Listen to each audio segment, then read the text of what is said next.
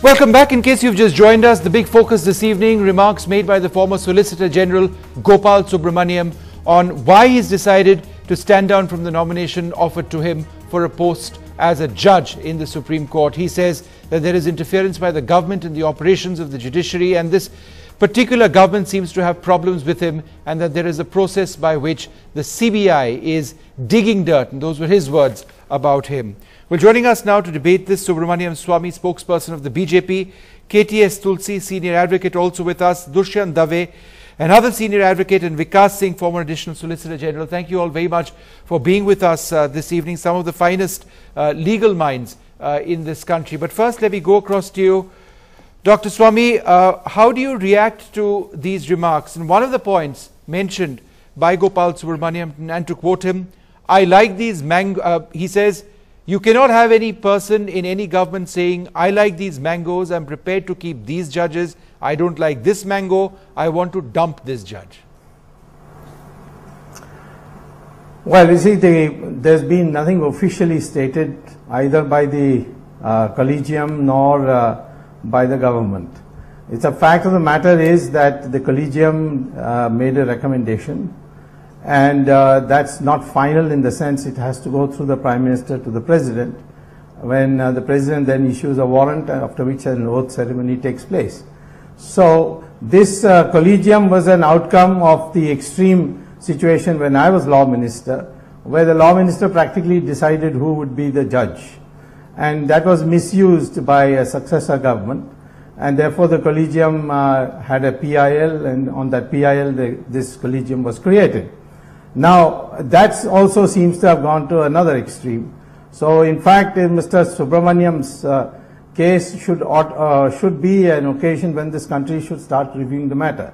Now, coming to Mr. Subramaniam's case, the government obviously did object, and the matter was referred back. And what was the reason? Mr. Subramaniam says it's perhaps got to do with the Sohrabdin case.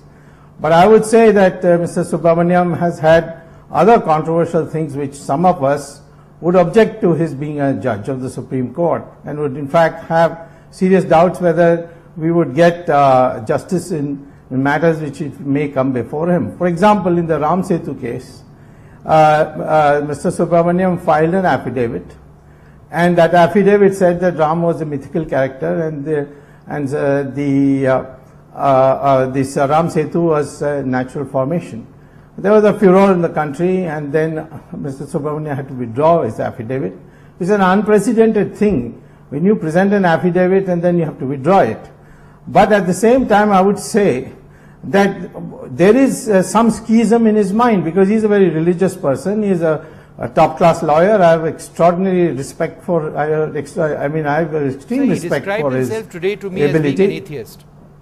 He described himself to me well, he's not at all an atheist. So he says he's an atheist. No, he's not at all an atheist on the one hand, but he has an understanding of religion.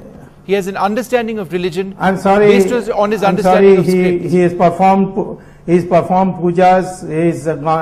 And I know that every day he does pujas. He performed that's another schism in the Padmanabhaswamy temple, but he said that he had to do that because there is a particular conduct that needs to be done in a particular location. Well, if he says I know him well enough to say that if he says he's an atheist, then that's another schism which worries me about him. You can have very good character as a person, but when it comes to taking a stand when it matters, the example is of Justice H.R. Khanna. Okay. He sacrificed this. Dr. Swamy, I'm just going to interrupt you so that I can get some other perspectives on this as well. Please do. Mr. Tulsi, the essential point which I think Subramaniam Swamy is making is that there are certain schisms in the mind of Gopal Subramaniam. In other words, pointing to certain inadequacies, you have to be, in a sense, perfect to become a Supreme Court judge. Now, this is exactly what Gopal Subramaniam says is this witch hunt against him, looking for schisms in his personality, digging up dirt against him. Do you feel that there is an agenda by many in this government? No, I don't know. I don't think so.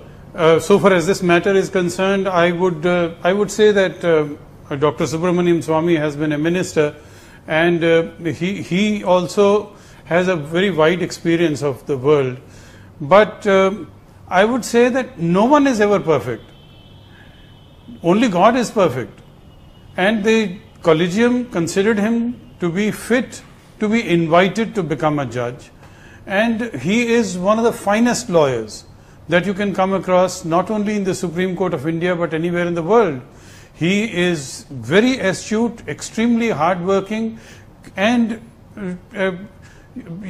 completely integrity above board, no question about that. But somehow or the other, if there is material, I would rather that, once, like he has withdrawn himself from the candidature and may still rise to greater heights. I don't very much enjoy the spectacle that is taking place in the media about this appointment. It will do more damage to the persons concerned as well as to the institution of the Supreme Court of India. I would rather that you accept that, either accept, if he did not want to accept, then he ought to have not withdrawn his candidature and should have left it to the collegium to take on, to again look at the opinion with the documents which are being sent by the government. But on the one hand, he withdraws his candidature and yet he wants to continue with a public spat. I don't know whether this is in anybody's interest. Now, I've been misrepresented. But I've been misrepresented. I want to set the record straight. Yes. I never said that we have doubt on him. This is an affidavit he filed in the Supreme Court. There's no digging up at all. It's on the face of it. We don't know what the government's objections have been. They have never been made public. But I can tell you that if I were in the position of the government, I would say the affidavit that he filed on Ram Setu is enough for us to protest his inclusion in the Supreme Court.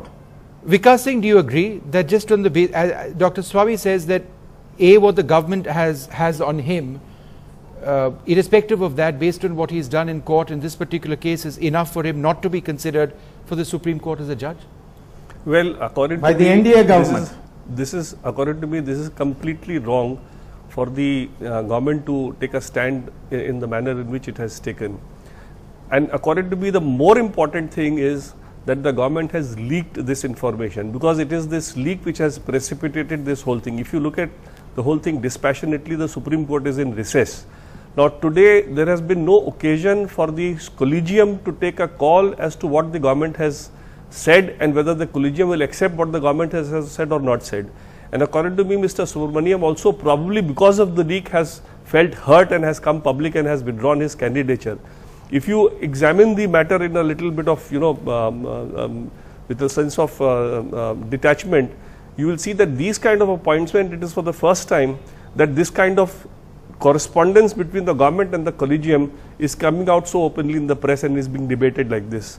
Normally, what should have happened is... But how do you know the government has leaked it? Or who else will leak it? If it is not the government, then the government has no control. Well, I don't know. Some that means the government has no control. The government has no control.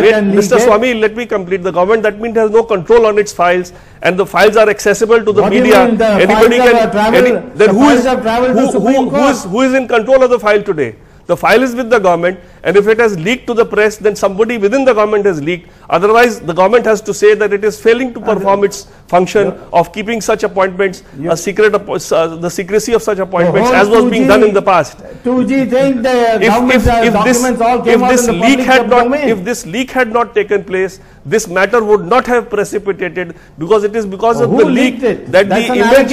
It is because of the leak that the image of Mr. Subramaniam is being tarnished in this manner. And I feel that if this leak had not taken place, there would be an occasion for the collegium to take a stand when the file would have gone back to the collegium, and the collegium could have said that we will not administer oath to the other three also till Mr. Gopal Subramaniam's name is also cleared by the government, and the government would then be forced to do it. But today Mr. Subramaniam has to take this moral stand because he sees that his name is being maligned in the press for having done nothing. Because I heard his interview and I know him personally. We were additional solicitor generals together in the same government, and I feel he's one of the finest legal brains and a man of very high moral fiber. So to non-suit him on these kind of affidavits, etc., and what he did as a lawyer, the judges of the collegium know very well what kind of lawyers, what fiber the lawyers are Okay, made Mr. of. Singh, just one moment. Dushyant Dave, why don't you come in over here? The fact of the matter is there has been a leak, which, I mean, that's in a sense why we are debating this. But if you look at the nature of the leak, is it all that substantive? The allegations which have been made against Gopal Subramaniam, as far as, for example, the allegation is that he was against the past government, perhaps he was against Amit Shah, when he's gone to a fair deal of detail in explaining that he wasn't against Amit Shah. He explained how there were allegations on his role in 2G and in the Neera Radia thing, and he says that no, it's not, it's factually incorrect. So the nature of the leaks, the quality of the leak is pretty poor, isn't it? Well, there are a couple of things. First and foremost, when his name was not sent by the Congress government to the President with the alacrity that it should have done, even though the elections were on the cards, I had told my wife that Mr. Subramaniam will not be cleared by the next government. So I have no doubt that Mr. Subramaniam's rejection by the government is not really exactly not accentuated by motives as government would like us to believe. He would never have been cleared by this government. Now, having said that, I must say one thing, that it reflects very poorly on the security agencies, particularly institutions like the CBI and the Intelligence Bureau. Mr. Subramaniam has represented CBI in some of the most important cases faced in this country, and he has done a remarkable job. So for a client to turn around and stab him behind his back is really unfortunate. So far as the Intelligence Bureau is concerned, I can tell you that Chief Justice after Chief Justice in the Supreme Court have spoken about corruption in the highest judiciary. The Intelligence Bureau over last 30 years, since judges at least took over, the appointment procedure, has singularly failed to give details about the character of many judges who have been promoted to the High Court and to the Supreme Court, some of whom became Chief Justice of India. And we all know what kind of these human beings were. So it is really therefore surprising that on the one hand the Intelligence Bureau fails repeatedly qua these people, and suddenly it finds that so far as Mr. Subramaniam is concerned, it must give some material. This material really has no legs to stand. Every one of us has a personality. Question is Mr. Subramaniam competent? The answer is yes. Is he a man of integrity? The answer is yes. Is he a man who deserves to be appointed to the highest office in the country? Of course he does. It's a sad day for judiciary today that we are losing a man like Mr. Subramaniam becoming a judge of the Supreme Court, because I can tell you personally that we have unfortunately not been able to get the best talent as the judges of the Supreme Court in last 30 years. And if a top counsel like Mr. Subramaniam, along with Mr. Nariman, who is equally outstanding, had accepted the request of the Chief Justice, I don't think government should really have come in the way at all. It reflects very poorly on Mr. Modi's government. It is a bad start, and I have no doubt that with the passage of time, this will be their continued approach, that you either fall in line with us, you have our philosophies, you respect our views, you can then be appointed to the highest offices. If you don't, then you will not be considered, and we have enough ways to find out some material against you to throw you out. So it's a very sad, unfortunate day in the history of judiciary. I am very, very disappointed. I am sad today. Subramaniam Swamy, I'll get you to reply to that, but also, something related to that. I asked Gopal Subramaniam, was there some sort of a diktat against him? Because that's what he seemed to be indicating in the interview. And he says, it does look like it was a diktat. Look, it's very clear to me. I happen to know so many of the lawyers and ministers in this government. I happen to know the law minister. He's an outstanding lawyer. He's a friend. I happen to know Mr. Jaitley. I know Mr. Rajnath Singh. But as I said, there does appear, and I have no evidence to identify the faces behind it, but somebody has said that no, we just don't want this man. How do you react to that, sir? Well, certainly, I mean, if I was asked, I would have said, no, don't make him. Because of the Ram Setu was serious enough for me. Now, what else was leaked and all, these are all allegations. And, all these innocents of the last 10 years, who say that this kind of thing should not happen, we know what happened during the last 10 years. We are only saying that the collegium has made a recommendation. We don't accept that recommendation. We have a right to say that. we have reservations about Mr. Subramaniam, and we made it clear. Now let the collegium insist that yes, we have to have, let there be a confrontation, Swami, and then let us take it up in the Supreme Court itself. Dr. Swami, you have made I've that point told you about my Ram reservations Setu. I understand that point. Yes. But apart from Ram Setu, sir, and this is the first time that we're actually hearing this side of the argument, fair enough. What are some of the other problems you have on Gopal Subramaniam? I have no problem with him. I know him. He's a friend of mine. I don't know whether he's going to remain a friend of mine after this broadcast. But the fact is that I've known him. He's a very bright guy. He is very, very knowledgeable. I have very high regard for his personal integrity. But I had very high regard for the personal integrity of Manmohan Singh too. But I know what he did to our system in the 10 years. So there is what I call as a national integrity, and there is something called personal integrity. When it comes to taking a stand, when it means going against the people in authority, that's where the caliber is tested. As Nuremberg trials very clearly said to those soldiers who said we obeyed orders, they were doing something wrong.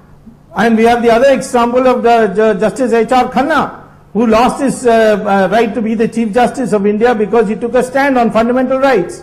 So we are looking for that kind of caliber, and not the caliber which the Congress party likes, you see.